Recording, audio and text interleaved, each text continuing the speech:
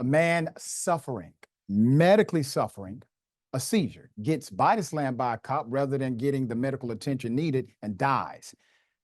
Put up the picture full mass.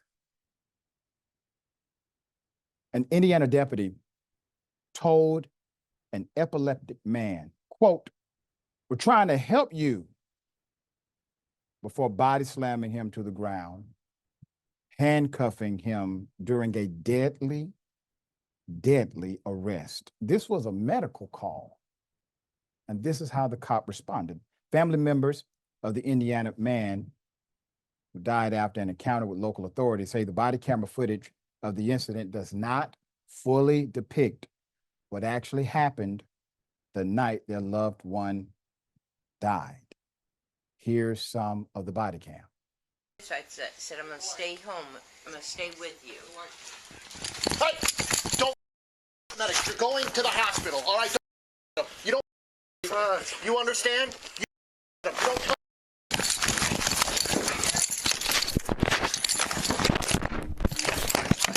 Get on the ground, put your hands behind your back. Hands behind your back now! You're all right. Rhyker. Rhyker. Rikers! Please!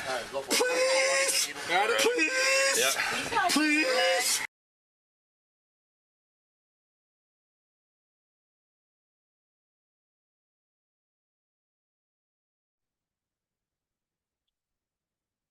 Rhyker Earl died after deputies and first responders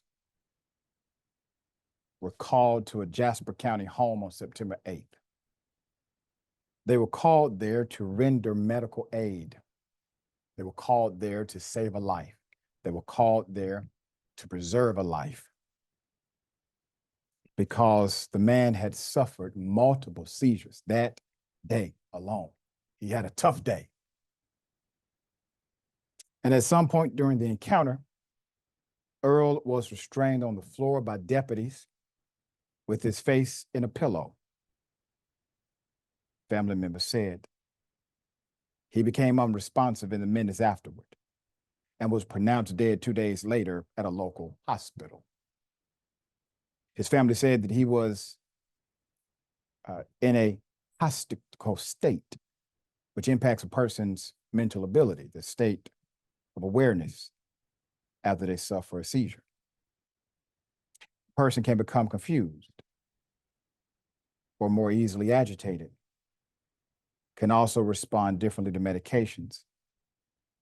Quote, "I have watched him have 50 seizures," Earl's sister, Tara, told WTHR.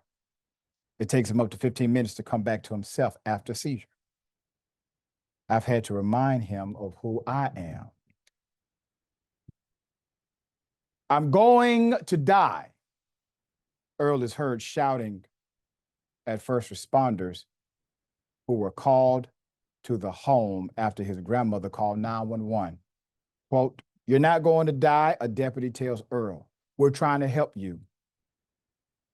You have to admit at this point, regardless of your faith belief, or your faith background, how many times have we reported right here on Indisputable of an individual saying to the cop, "You're going to kill me.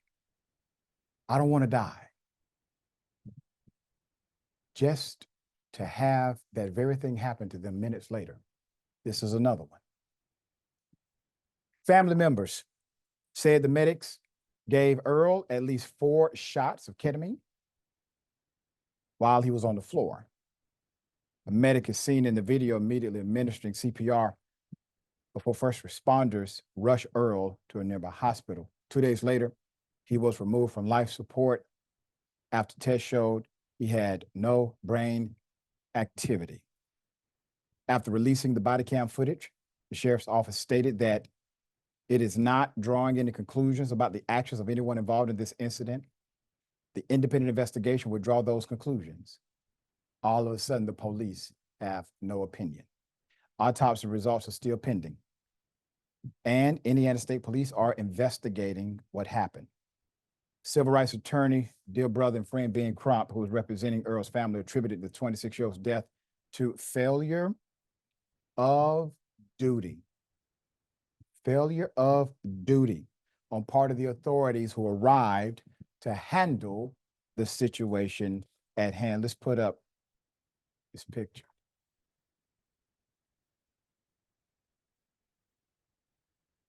Earl leaves behind a 6-year-old son and a 2-year-old daughter. Keep his picture up. He should be alive today.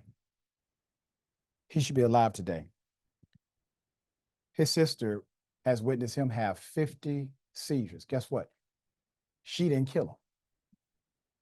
She managed to get through those seizures without killing him. As a matter of fact, everybody, family, friend, stranger, co-worker, associate, teacher, everybody managed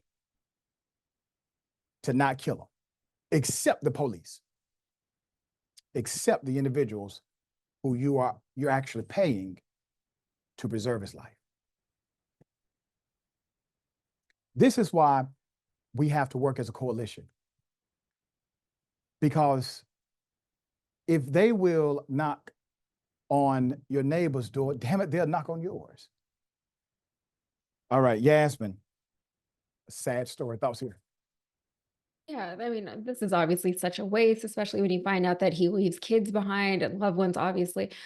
Look, if you're not qualified to help people, don't do a job that requires that you help people. If you're not good under pressure, if you can't make tough calls under tense situations, then don't do a job that requires any of that of you, because the people who are going to suffer for it, for your just being bad at your job, are people like this guy. And he, unfortunately, the extent of that suffering is death for the other person. You know, body slamming someone in the middle of a seizure, demanding that he follow orders, like putting his hand behind his back while he literally cannot control his own body, especially when the cop knew that he could not control his own body, is stupid. There's no other word for it. It's so stupid. It reeks of someone who has such a fragile ego that he can't handle it when someone doesn't comply with his demands. So he tried to force someone in the middle of a seizure into compliance. That is not how you control a situation.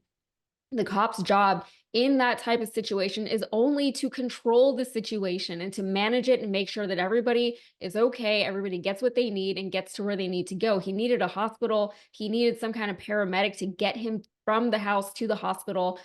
Instead, he ended up body slammed with his face on a pillow. Like, how does that make any sense? And it's really sad because none of it needed to happen. Totally avoidable with the right professional responding. Mhm. We're going to bring you updates as they come.